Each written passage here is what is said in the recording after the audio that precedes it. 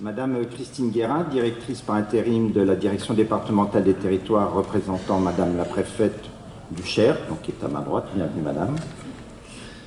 Monsieur Rémy Pointreau, sénateur du Cher et chasseur, je ne sais pas s'il est arrivé. Il faut faire quelque chose. Il faut faire quelque chose. Si vous avez des solutions, il faut nous les proposer.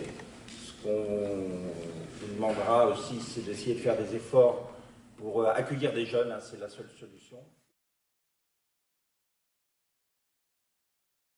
Notre bilan d'activité du service technique pour cette année, pour l'année écoulée, donc la saison écoulée 2014-2015, cette année en chiffres, mais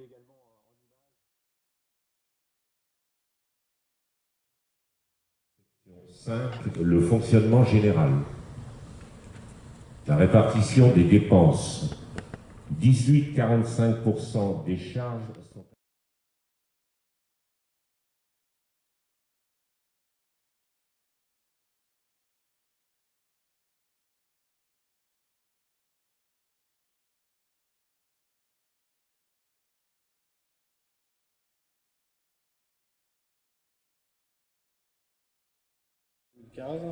sur le contrôle des comptes annuels de votre fédération départementale des chasseurs du Cher. Par rapport à il y a 3 ans, de bien vouloir venir les uns après les autres pour se présenter à vous. Et nous avons aussi besoin de 2 adhérents qui seraient volontaires pour tenir les fonctions d'assesseurs durant ce vote.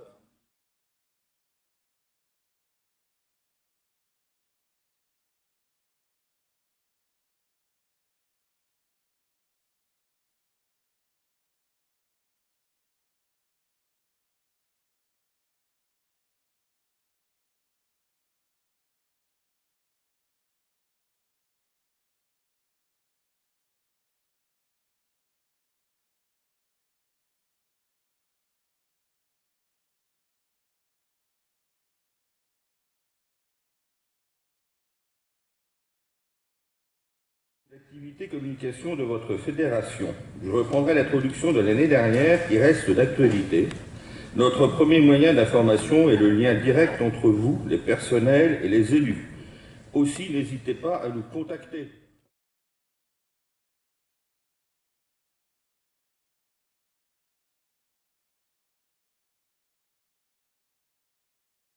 Donc il y a un an, 89 communes pratiquaient le non-tir de la Pultazane. Depuis, 25 nouvelles communes ont été enquêtées, 7 dans le sud, 8 en Pays Fort, 6 en Champagne-Est et 4 en Champagne-Centre. Vous voyez, les nouvelles communes sont celles en violet sur la carte.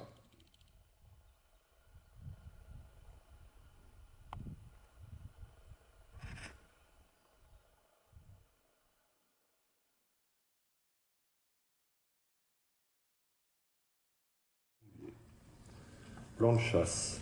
Comme l'année dernière, nous pouvons considérer que les populations de grand gibier se portent bien.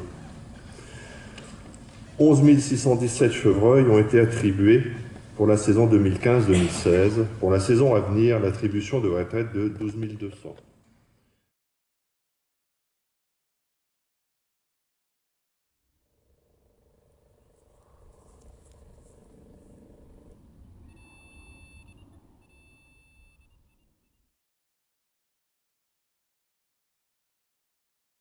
Neuf agents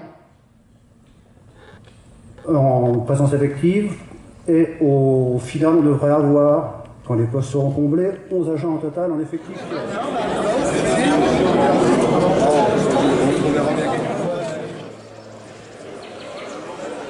Silhouette adolescente de la Buse qui s'est spécialisée en mangeurs de poussière.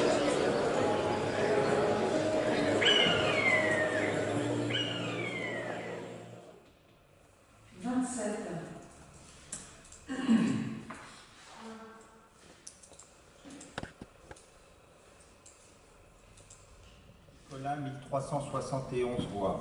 Monsieur Philippe Agny, 1376. Monsieur Guy Bechon, 1400. Monsieur Dr Antoine de Buren, 1436. Le conseil d'administration propose le 4e dimanche de septembre, soit le 25 septembre, 9h. Fermeture 28 février, 17h30. Les horaires que nous souhaitons, 9h-17h30, ne concernent que les espèces faisant perdrix, caille, Question présentée par plus de 50 adhérents vous est parvenue dans le délai imparti. L'Association des chasseurs de grand gibier du Cher a demandé que la réglementation du marquage du sanglier soit modifiée.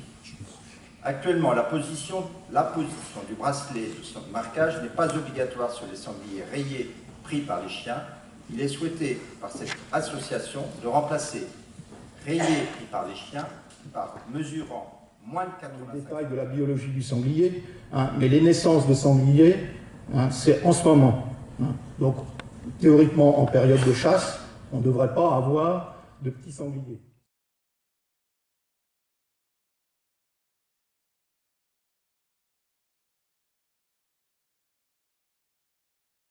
Effectivement, de manière un petit peu avancée et baroque pour pouvoir continuer mes occupations.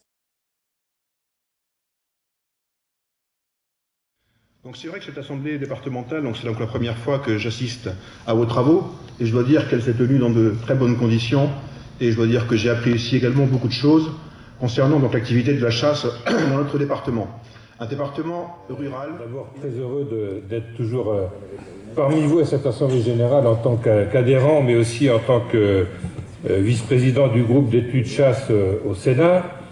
Et je voudrais bien sûr saluer monsieur le président, son conseil d'administration, les présidents des fédérations des départements voisins. Un temps fort de votre fédération, parce que c'est d'abord le moment où vous faites le bilan de toutes les actions qui ont été menées sur l'année. Et je peux dire que, vu les bilans présentés, vous avez une fédération qui est dynamique, investie sur le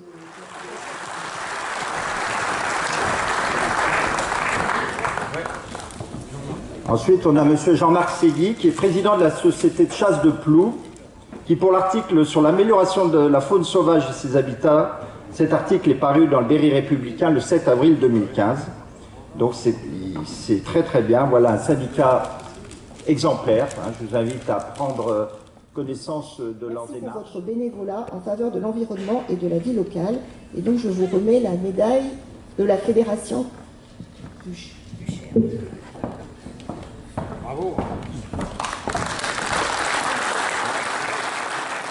L'image que vous donnez de la jeune génération d'Emeraude Perrichon, toutes mes félicitations et je suis ravi de vous remettre cette médaille et qu'elle fasse, parlez-en à vos jeunes et on est très ravis.